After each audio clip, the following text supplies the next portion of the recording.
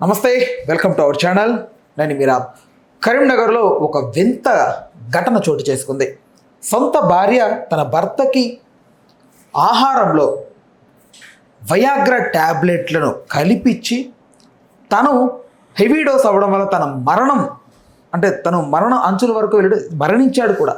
అయితే ఓవరాల్గా ఈ ఘటనకు సంబంధించి ఫుల్ స్టోరీ మనకు చెప్పడానికి సినీ మరియు రాజకీయ విశ్లేషకులు దాసరి విజ్ఞాన్ గారు ఉన్నారు. ఆయన అడిగి తెలుసుకుందాం. నమస్తే అన్న. సో ఏంటి ఈ స్టోరీ? అసలు చాలా వింతగా ఉంది. ఫస్ట్ టైం ఇంట్రెస్ట్ లేదనిందంట, తర్వాత స్లోగా అడిక్ట్ అయ్యిందంట, రైట్ ఫిజికల్గా మూవ్ అవ్వడం కోసం వయాగ్రా ట్యాబ్లెట్లు వాడి. మనకి ఏం జరుగుతుందంటే, ఒకప్పుడు మన తల్లిదండ్రులు ఉన్న టైంలో ఇవి లేవు చేతుల్లో. ఇవి లేకపోవడం వల్ల ఏం జరిగిందంటే, లిమిటెడ్గా మన మగాళ్ళు ఆడవాళ్ళు మగవాళ్ళని చూసేవాళ్ళు. లిమిటెడ్గా స్కూల్లో ఉన్న వాళ్ళే తెలుసు, లేదంటే చుట్టాలు వాళ్ళు తెలుసు. ఎప్పుడైనా ఇంటికి వచ్చినా మనం ఎటర్ని వెళ్ళినా, లేదా మార్కెట్కి వెళ్ళినప్పుడు తెలుసు వీళ్ళు వాళ్ళని మన పేరెంట్స్ పలకరించుకుంటారు కాబట్టి. ఏదన్నా పెళ్ళి అంతే. ఆ తర్వాత ఎదిగే కొద్దీ తగ్గుముఖం పడుతూ ఉంటారు. మొగాళ్ళకి ఆడవాళ్ళు, ఆడవాళ్ళకి మగవాళ్ళు.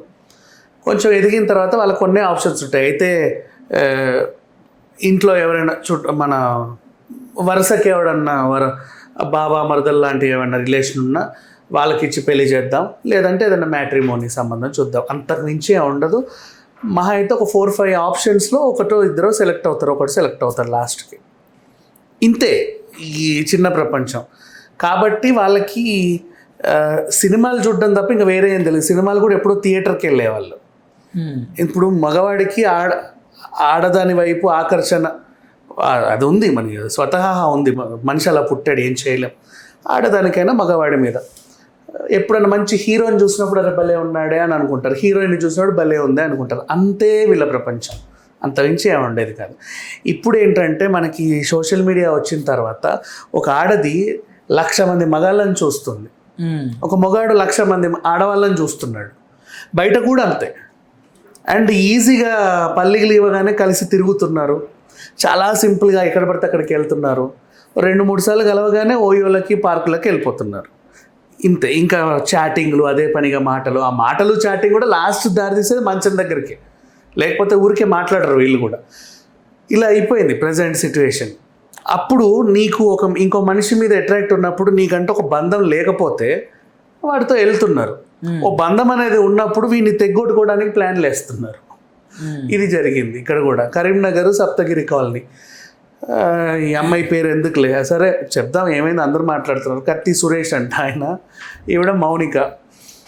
2015లో వీళ్ళు లవ్ మ్యారేజే వీళ్ళది. ప్రేమించే పెళ్లి చేసుకున్నారు.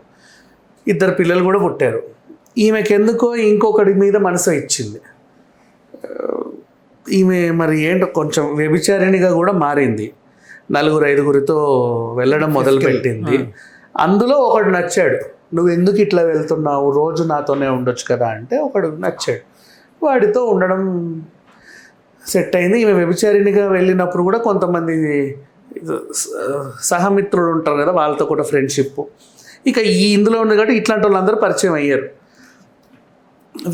ఇంకా నాకు వద్దు, ఈయనని నేను వదిలించుకోవాలి అనే రేంజ్కి వచ్చినప్పుడు ఎలా చంపుదాము, పొడవడాలు గడవడాలు అయితే తెలిసిపోతుంది.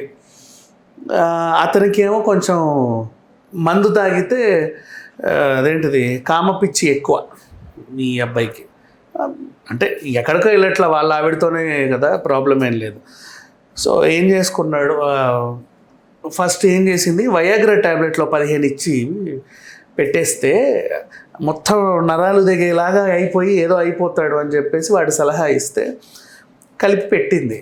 వాడికి స్మెల్ వచ్చింది. మరి అన్ని పెడితే స్మెల్ రాదా, నీ కూర ఇంకేదో ఏదైతే ఇట్లా ఉంది నేను తిన్నా అన్నాడు. అది బెడిసి కొట్టింది. మళ్ళీ ఏదో చేయాలి, ఏం చేయాలి, ఇంట్లో మళ్ళీ ఏవో పిచ్చి ట్యాబ్లెట్స్ అన్నీ ఉంటే దాన్ని ఏవో పొడి చేసేసి బీపీ ట్యాబ్లెట్లు ఆయన మందులో పోసింది. ఏదో తాగేశాడు. తాగి కొంచెం అపస్మారక స్థితిలోకి వెళ్ళాడు. ఎందుకంటే అది బీపీ ప్లస్ నిద్ర మాత్రం ఇంకేవో పాడైపోయిన ట్యాబ్లెట్లు ఏదో ఒకటి అవుతాయి కదా, అట్లా కొంచెం పైగా మందు కూడా తాగాడు కాబట్టి మత్తులోకి వెళ్తే ఆ మత్తులో ఉన్న ఆయనకి చున్నీ కట్టి కిటికీకి అటేసి గట్టిగా లాగి చంపేసింది. అప్పటికే ప్రాణం పోయింది. ఓకే, అంటే వయాగ్రాల వల్ల కాదా? ఇంకా కూడా ఇచ్చింది. ఓకే, ఫస్ట్ అది బెడిసి కొట్టింది, తర్వాత చంపేసింది. చంపిన తర్వాత మంచం మీద పెట్టేసి నేను ఎప్పటి నుంచో చెబుతున్నా కదా, నాకు బెడ్ మీద సరిగ్గా ఉండట్లేదు, కొరుకుతున్నాడు, రక్కుతున్నాడు, చాలా హార్డ్గా బిహేవ్ చేస్తున్నాడు, 2 పిల్లలు కన్నాము, ఇంకా ఏం కావాలి ఈయనకి, తాగితే మనిషి కాదు చూడు అట్లా. నేను ఈరోజు ఏమైందో తెలియదు, తాగి మీద పడ్డాడు, బాగా ఆక్రోశం వచ్చింది, అలా కళ్ళు తిరిగి పడిపోయాడండి, నాకేం అర్థం కావట్లేదు అని ఏడిచింది.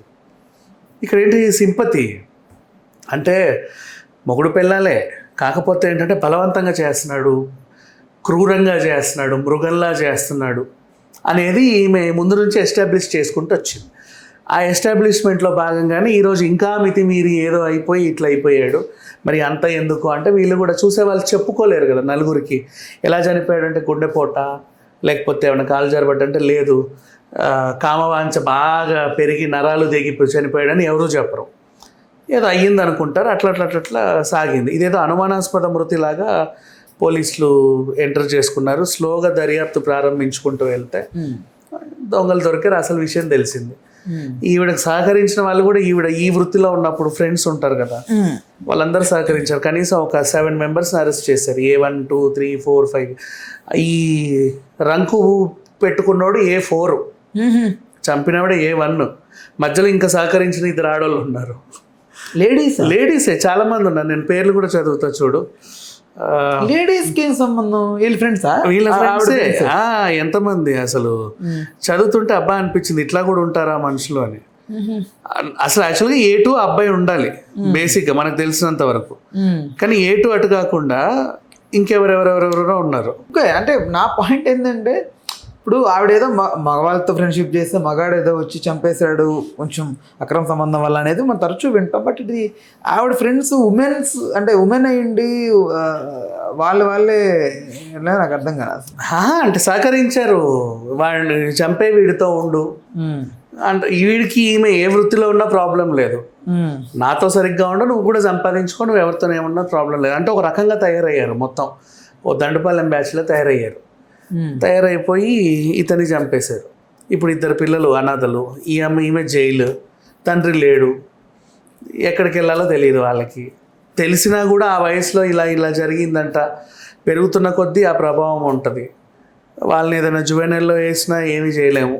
పెద్దవాళ్ళ దగ్గర ఉన్నా సరే అటోళ్ళు ఇటోళ్ళు తిడతారు. ఇటు అమ్మాయి తరఫున బంధువులు ఇంట్లో ఉంచినా అవతలలో నిందిస్తూ ఉంటారు, ఊకేదో మాట్లాడతారు. ఇటు పెట్టినా అదే ప్రాబ్లం ఉంటుంది. ఎందుకంటే వాళ్ళు ఉండింది కొంచెం మిడిల్ క్లాస్ కాబట్టి తరచూ సూటిపోటి మాటలు, ఇవన్నీ వేధింపులు ఉంటాయి. మరి వాళ్ళ పెరుగుదల అలా ఉంది.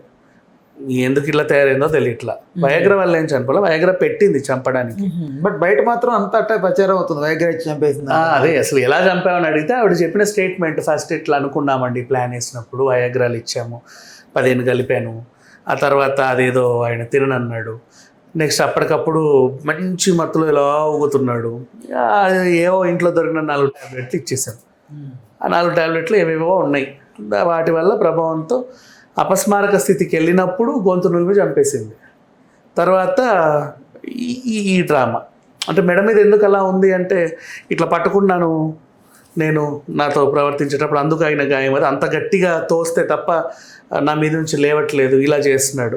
ఆ విషయం బయట 10 మంది మాట్లాడుకోలేరు కాబట్టి ఆ రూట్లో వెళ్ళింది.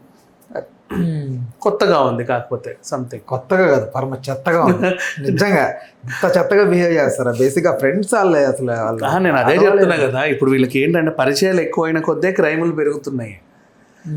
ఒక ఆడదానికి 1,00,000 మంది మగాళ్ళు కనపడుతున్నారు, ఒక మగాడికి 1,00,000 మంది అమ్మాయిలు కనపడుతున్నాడు. మధ్యకాలంలో ఈ అక్రమ సంబంధాలు కూడా ఒక ఫ్యాషన్ అయిపోయింది, దాన్ని ఒక ఫ్యాషన్గా తీసుకుంటున్నారు. And next living relation. ఇప్పుడు లివింగ్ హాస్టల్ వాళ్ళందరూ పెళ్లి చేసుకోరు, రూమ్లో ఉన్న వాళ్ళు జస్ట్ బిఫోర్ మ్యారేజ్ ఎంజాయ్మెంట్ అంట. ఆ తర్వాత ఇక ఎవరికి నచ్చితే వాళ్ళని పెళ్లి చేసుకొని వెళ్ళిపోవడమే.